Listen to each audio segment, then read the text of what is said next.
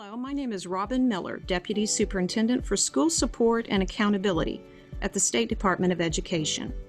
Protecting students' information is an important part of keeping students secure and safe. Federal laws such as the Family Educational Right and Privacy Act, or FERPA, along with other state laws, dictate how students' information should be handled and who should have access to it. Most requests for students' personal information require parental or student consent and written documentation.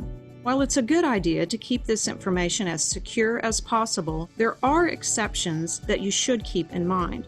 For instance, a threat of violence or a health emergency may require the release of a student's information as soon as possible, before consent can be obtained. In these cases, the school administrator must consider whether there is adequate justification to release the information. But no matter what the exception is, it must be justified within the framework of the law. Understanding FERPA and the other federal and state laws governing student information will help you understand when a record's release is justified, allowing you to make the right call. For more information, please visit this page from the Readiness and Emergency Management for Schools Technical Assistance Center. You can also contact the Office of School Safety and Security by either phone or email, or visit our page at the Oklahoma State Department of Education website.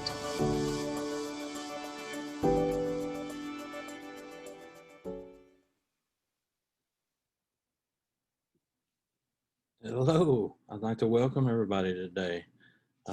Thank you so much for giving us some of your time. It's very important topic, and we want to be very protective of your time. So we're looking at about 45 minutes to give you some expectations there. We're all teachers, and we tend to work in about 45-minute time frames, right? So no bell should ring, but that's our goal we're working for. I actually have two goals for the next 45 minutes, and the first one would be to give you some absolute thought-provoking conversation, right? You will be muted, so if you could use that chat feature, jump in. We're definitely going to try to take them real time if we can. If we happen to miss you or we don't get to a question, then please do not hesitate to give us a call. You'll see our information on the webpage, and I think through this webinar, but don't hesitate to reach out and email or give us a call.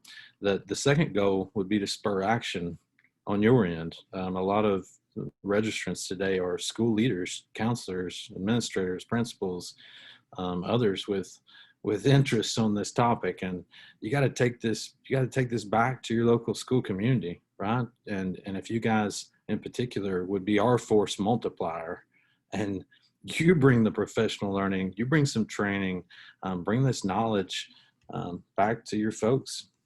So that's what I hope the takeaway is for. All right, Jason. So guys, my name is John Parker. I'm an executive director for the Office of School Safety and Security here at the Oklahoma State Department of Ed, and presenting with me today is Mrs. Cindy Swearingen, our Assistant Executive Director here at the office. Cindy, can you say hi? Hi. And then you may have heard his voice already or saw him. I've got Mr. Jason Gray, who's a safety and security specialist here in the office. He's going to be driving this technical train for us today. So Jason, we're glad to have you. He also may jump in from time to time. Jason, can you say hi? Yeah, hello. How's everyone doing? All right, thank you, sir. Okay, Jason. Okay, so gotta do a little disclaimer before we get too deep into this. This is a tough subject, or it can be. We're hoping to keep today positive and to let you know that it doesn't have to be such a tough subject, okay? So, OSDE's Office of School Safety and Security is providing a brief overview of the health and safety exceptions outlined in FERPA. As an education official, that's you must examine your local district policy and procedures in combination with state and federal law pertaining to FERPA. This webinar is not intended to represent legal advice on any specific situation occurring at the local level, but we do recommend that the district and/or site leadership work with their school attorney when developing local policy and procedures, as well as specific events relating to your students and stakeholders concerning FERPA, and in particular, the health and safety emergency exception. And that's where the majority of our time will be spent today, is that health and safety emergency exception. One other quick comment, just so that I think we're all on the same page here. If we were to bring a room of 10 lawyers together, heaven forbid, wouldn't that be a great conversation? And we asked them about this health and safety emergency exception. We asked them about FERPA and a lot of the specific events relating to what we're going to talk about. You're probably going to get 10 different answers. So it's very, very important, right, that you not only take some of the resources and some of the sites that we're going to give you at the end back to school, but also you gotta communicate with that local attorney. That's going to be key to your success. All right, thank you, Jason. Can you go ahead? Okay. So, another reminder. Going to be sure and use the chat. Your mics are muted. So FERPA, Family Educational Rights and Privacy Act, 1974. Essentially, if you take federal funds, so if I do have, and we usually do, if we do happen to have a few private schools or other entities that maybe do not take federal funds, FERPA wouldn't apply to you, right? But if you do take federal funds, this applies. So what does it do? It gives parents and eligible students the right to access and seek to amend their children's education records. Eligible students is a great topic. Essentially that would be when a student turns 18, right? Those rights essentially transfer to him. Something that our office found very interesting doing some of our research was that if in fact the parents or legal guardians are still claiming that 18-year-old student or older, of course, on their IRS tax forms as a dependent, then you can still disclose to the parent. It's still totally okay to disclose to the parents in that case if they're still a dependent from the IRS. So something that kind of stands out there. This protects personally identifiable information from education records from unauthorized disclosure, right? So generally speaking, and I know you guys all know this, because you're doing a great job, right? Just like that lock and that safe room that we saw in the video where those records were going into. Schools are doing great. We've got FERPA down, right? Maybe to the extent that this is why we need to brush up on the exceptions, because that general consent pretty much applies all the time. We got to have that parent's permission to disclose PII from those records. Okay, requirement for written consent before sharing PII unless an exception applies. And so that's really where we're at today and where we want to spend a lot of our time. But before we do, let's talk about education records and PII a little bit deeper. All right, Jason.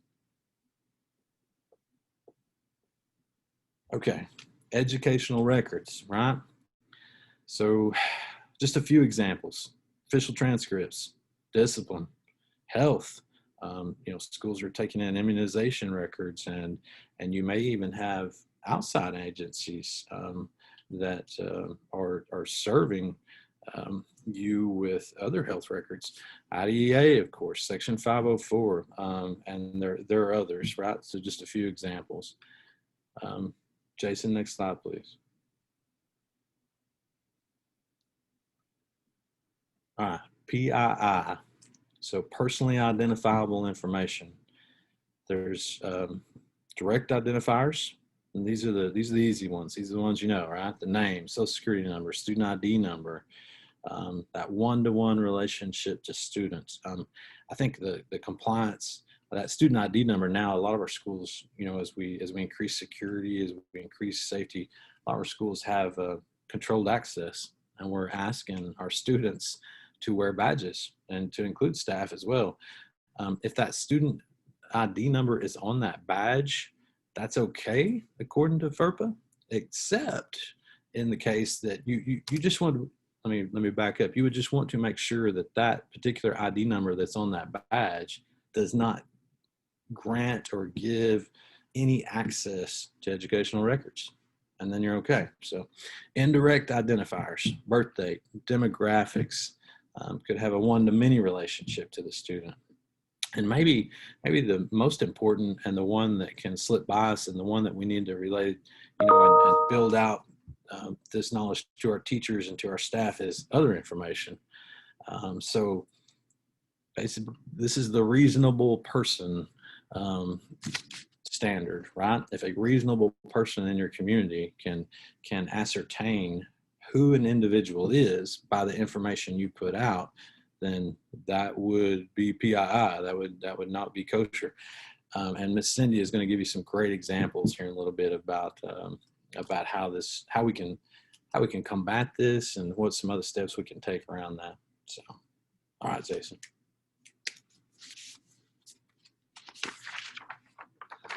Okay, not educational records. Sole possession records of the maker and used only as personal memory aids. So I think the key word here is a personal memory aid.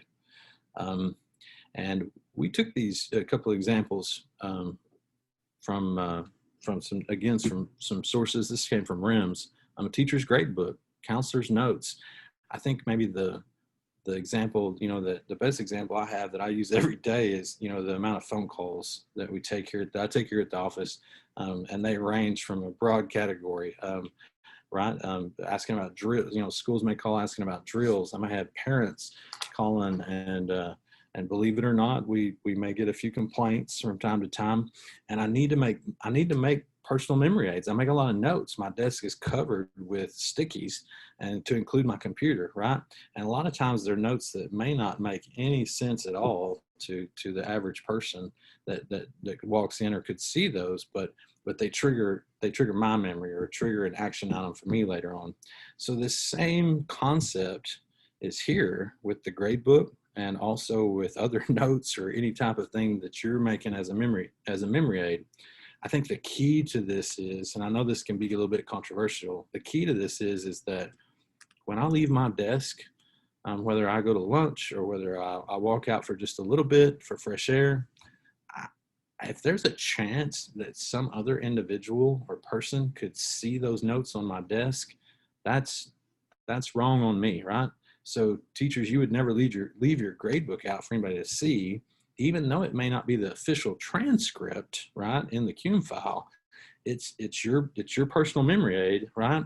But you've got to guard it, and we've got to guard all of these things, right? And that's something that I really want to drive home, and I want you to take away there. So LEURs, the law enforcement unit records, and in the law enforcement world, they'll just refer to it as an LEUR. So we've got schools, a whole range here when we're talking about law enforcement partners. Some of our districts are blessed enough to have wonderful SRO programs, school resource officers, right? And even those relationships and contracts and legally how they're there in the school can differ quite a bit. We'll talk a little more about that here in a little bit, but typically a lot of our districts do not have SROs. They do not have full-time law enforcement folks at the school. It may be that you utilize the services of your local PD, or you call your county sheriff. Ultimately, what we're saying here is, and what FERPA is saying is that if the law enforcement unit, so county sheriff, your deputy, your police officer, when they get that call and they come to your school and they're doing their investigation on any type of criminal activity or the event that they were called for, that LEUR, law enforcement unit record, that is maintained and produced by the law enforcement agency. So therefore it would not fall under FERPA. So anyway, and we're definitely on all of these things, we're going to give you more resources, but we got to protect your time right now. Grades on peer graded papers before they're collected and graded by a teacher, right? Records created or received after a student is no longer in attendance. Employee records. Now, we've got other laws that are going to protect our employees' privacy and records release, but employee records do not fall under FERPA. It's for students, right? And then information obtained through a school official's personal knowledge or observation. For instance, a teacher may be on duty and they may overhear one student make a threat to another student, a threat of bodily injury or harm. This is something that teacher is going to want to relay, and that information later on may end up becoming an educational record. But at that moment, what the teacher witnessed and their personal knowledge or observation is not considered an educational record. Okay, Jake. Okay, Miss Cindy. Okay, so I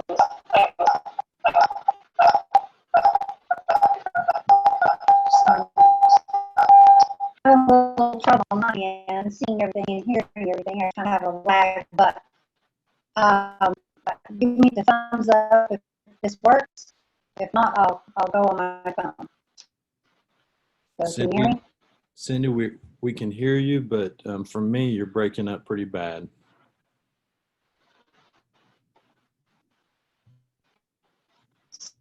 So,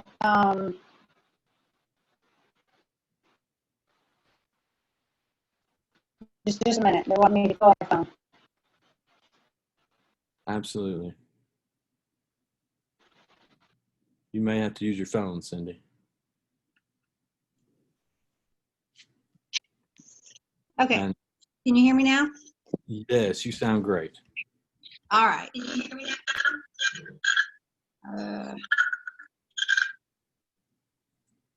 Cindy, Okay, I apologize. For some reason, it's lagging on my end.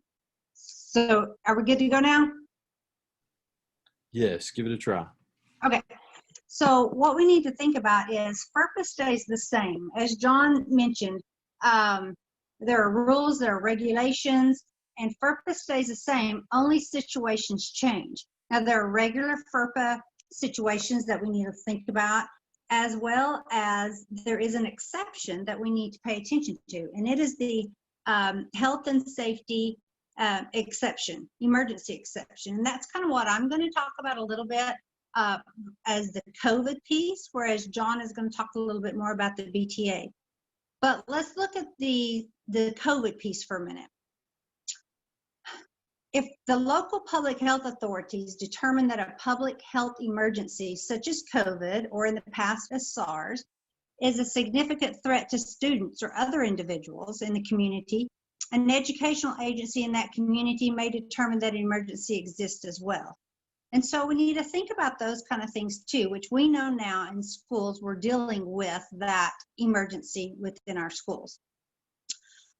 So this health or safety emergency exception, an educational agency is responsible for deciding. And again, the educational agency is responsible for deciding because the U.S. Department of Education will not second guess you. It's not their determination whether it's a health or safety emergency exception. It's going to be the district and that administration.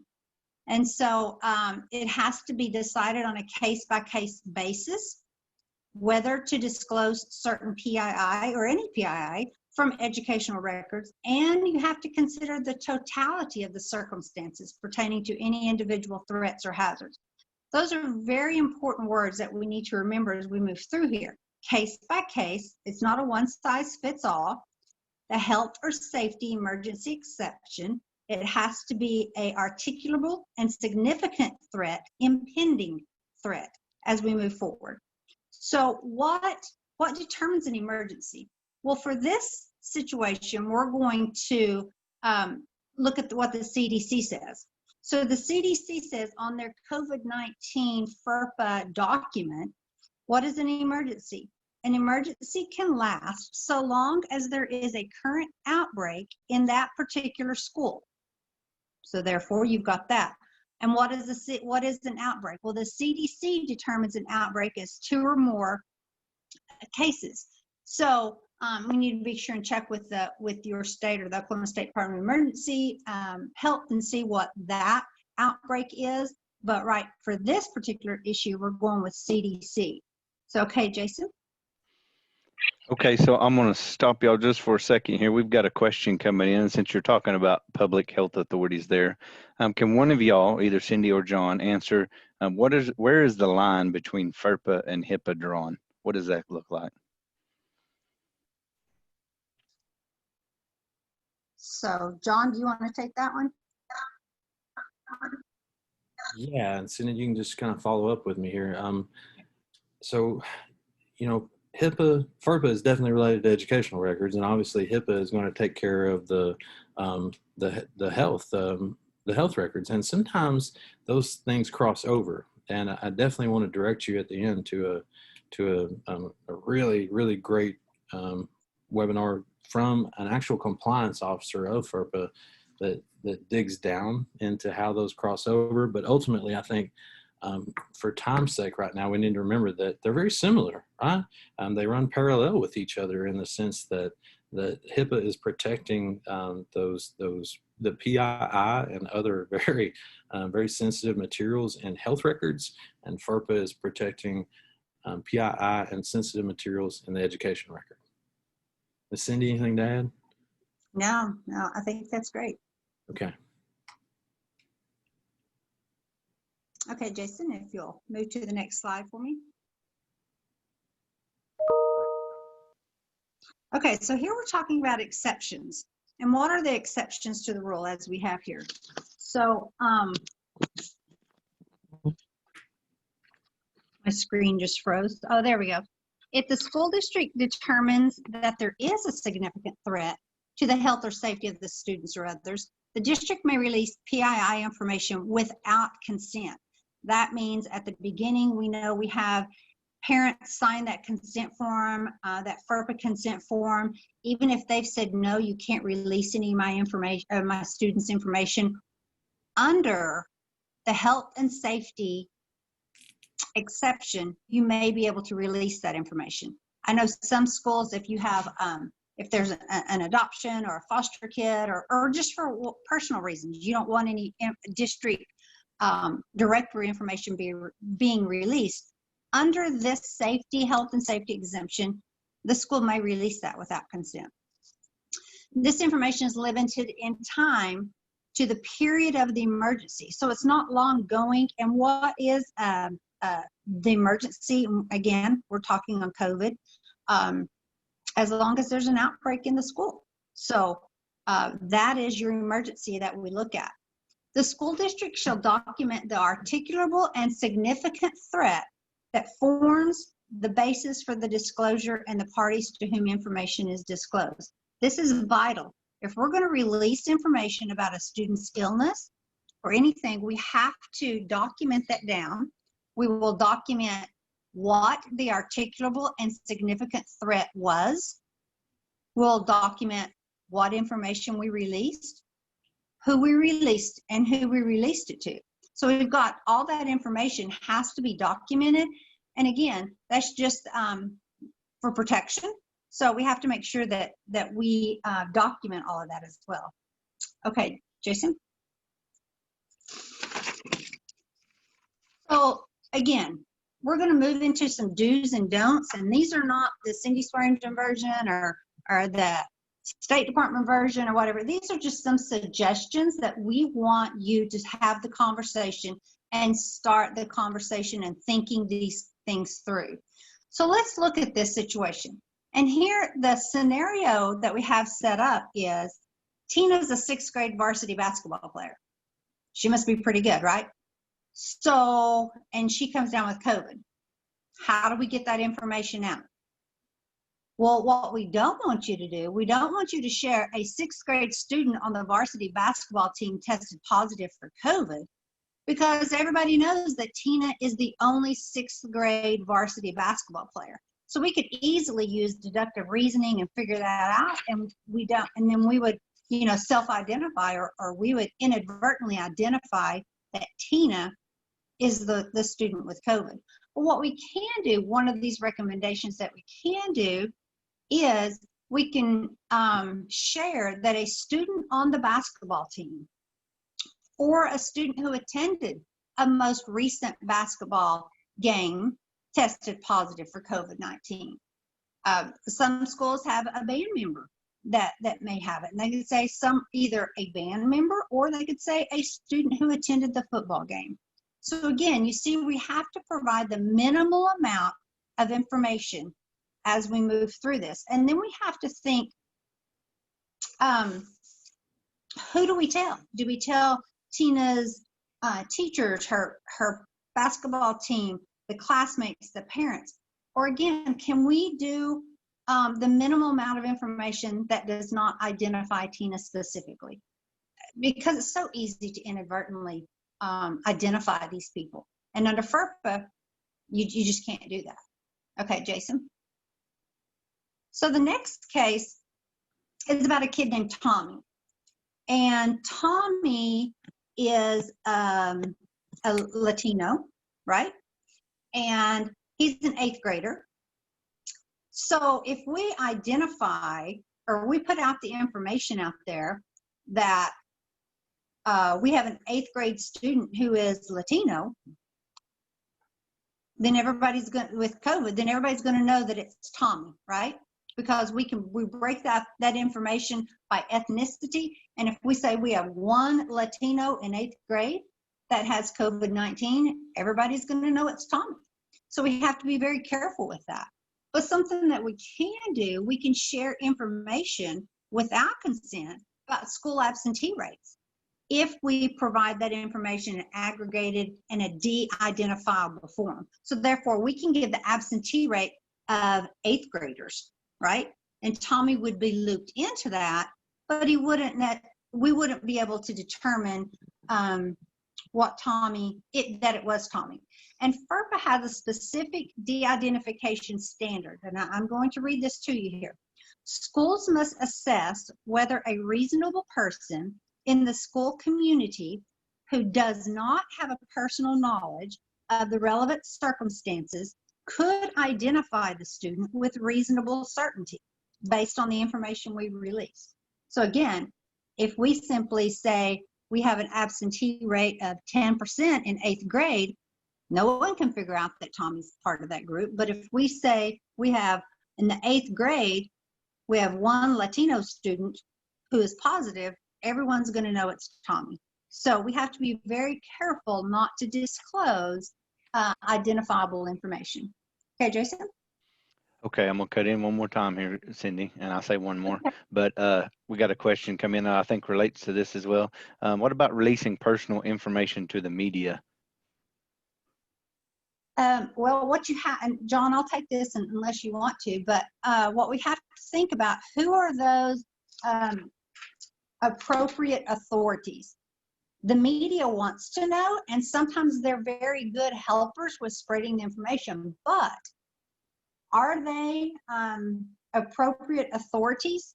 Do they have an educational reason to have that information specifically?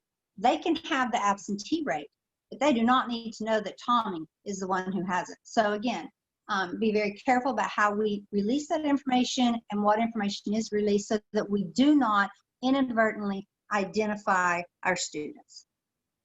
Thank you, Jason. Okay, So guys, I want to talk to you briefly about a threat assessment team.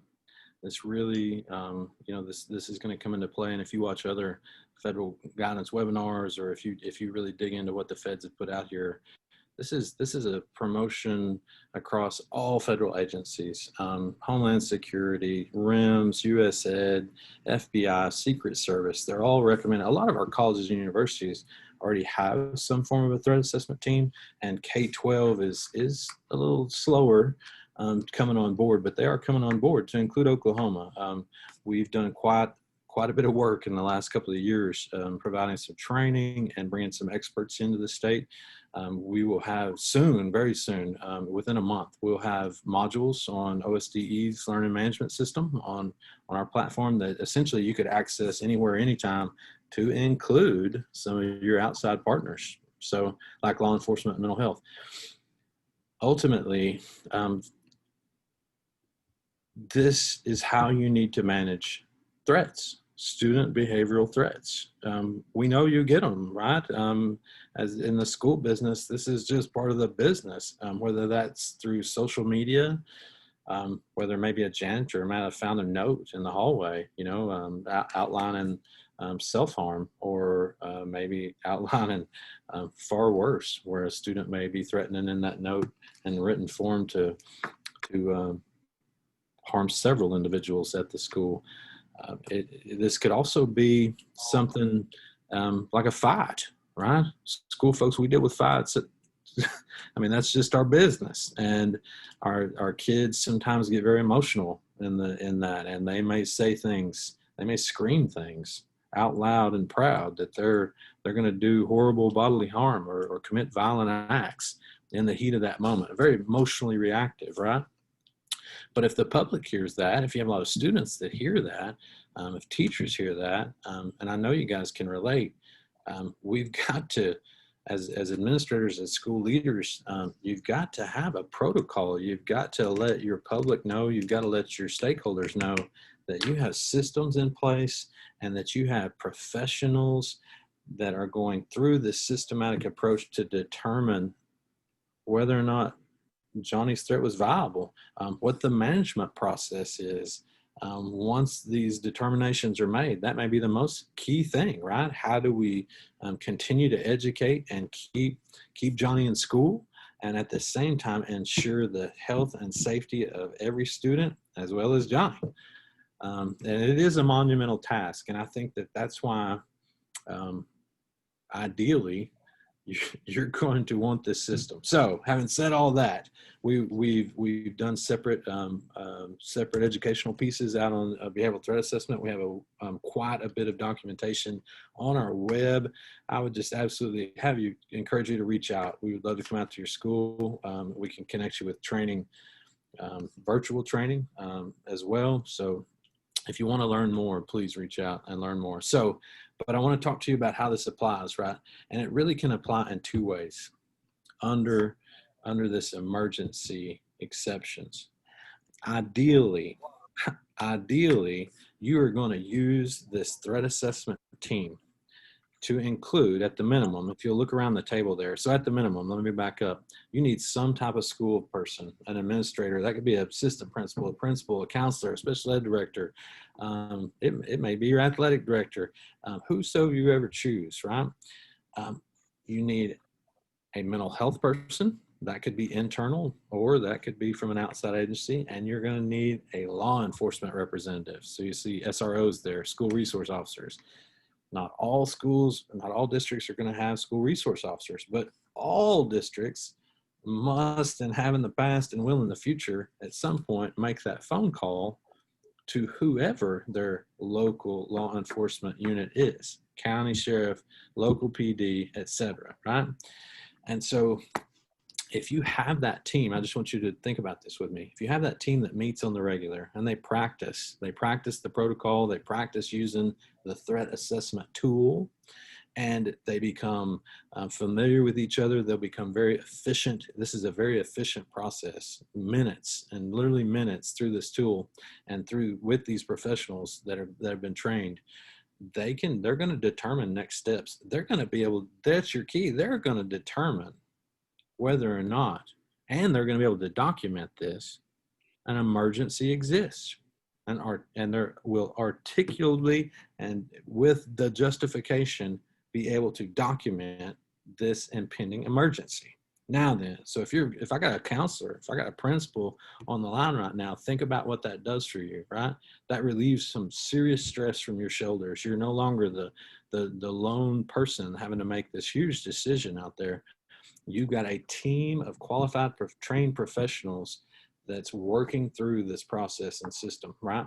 So Now then, so we got that team. Now then, how do we protect ourselves when it comes to FERPA with this team? So through a written agreement, right? Some of you guys already have, or you may already contract out with other mental health providers that aren't employees of the school, but through written documentation, maybe through an MOU, a memorandum of understanding, maybe through an MOA, a memorandum of agreement, maybe through other contracts or written proposals, you've outlined specifically that those folks are education officials and have a legitimate interest in the business of your school.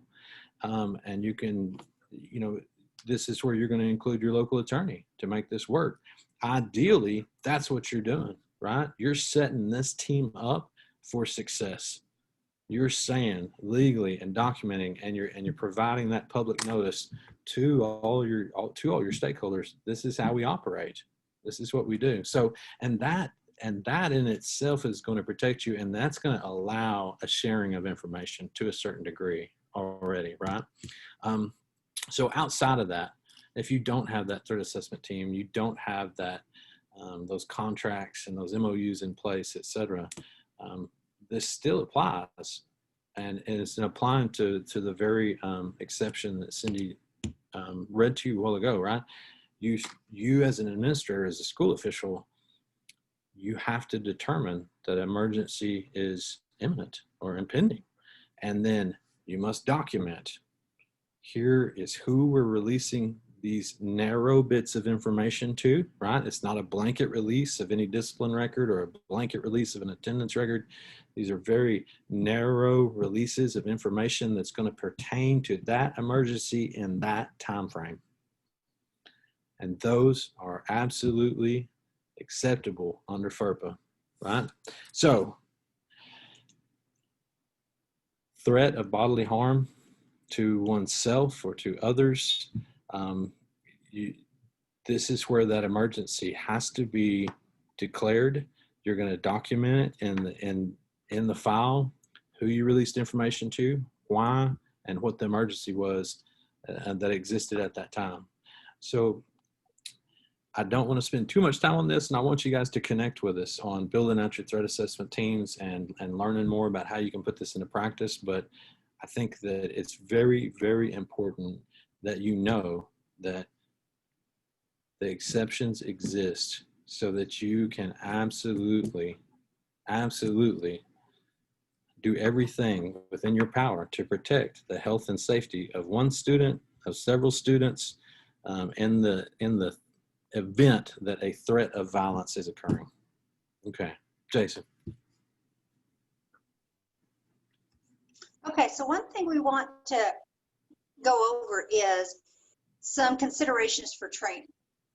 Again, these are just simply considerations. We've mentioned time and time again, John and I are not FERPA experts, nor do we claim to be, but we just want to give you some ideas and help walk you through and have you and your school district and your administration start really thinking about some things. So these are some things you may want to implement. Clarify FERPA provisions in training. So you may want to have a training for your staff, professional development staff on who can release information, what types of information you can release, and under what circumstances you can release. So that would be under everything FERPA, but again, we're kind of focusing on the health and safety exception piece here. So we really want to hone in on that information. Develop procedures for reporting coronavirus symptoms. How do you have to do that? If a student arrives to school with a fever or other symptoms, what do?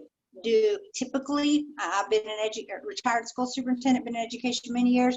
The secretaries and the custodians hold the school together. We all know that, right?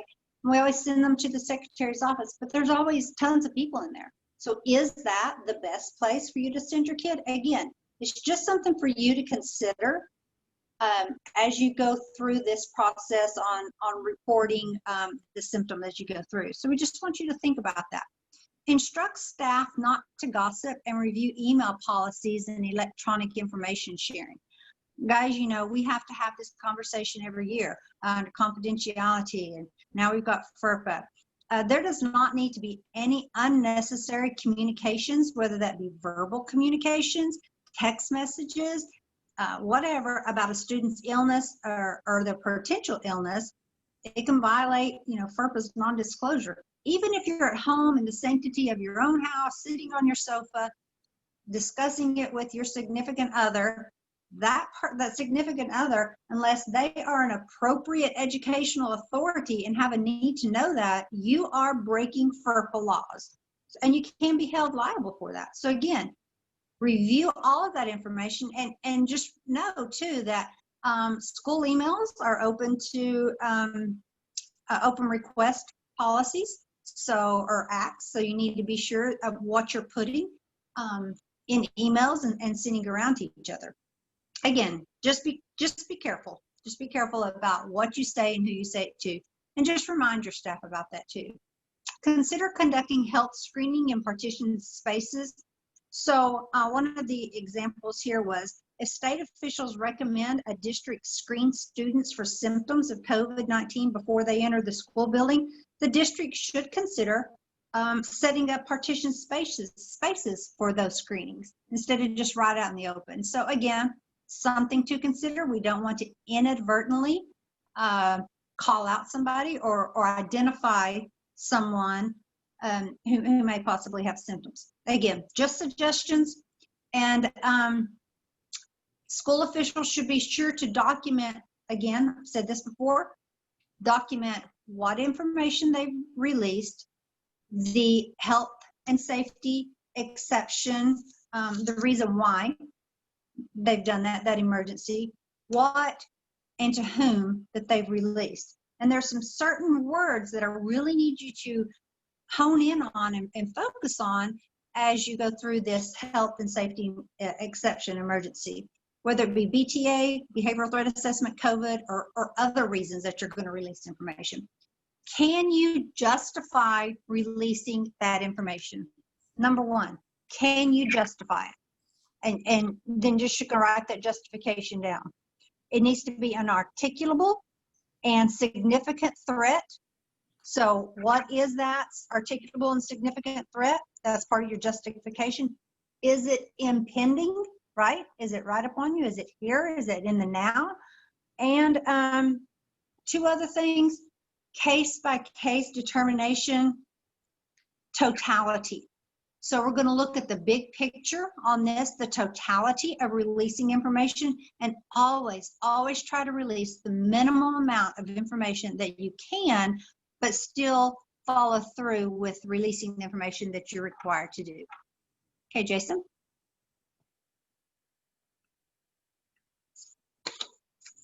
Here we have some additional information.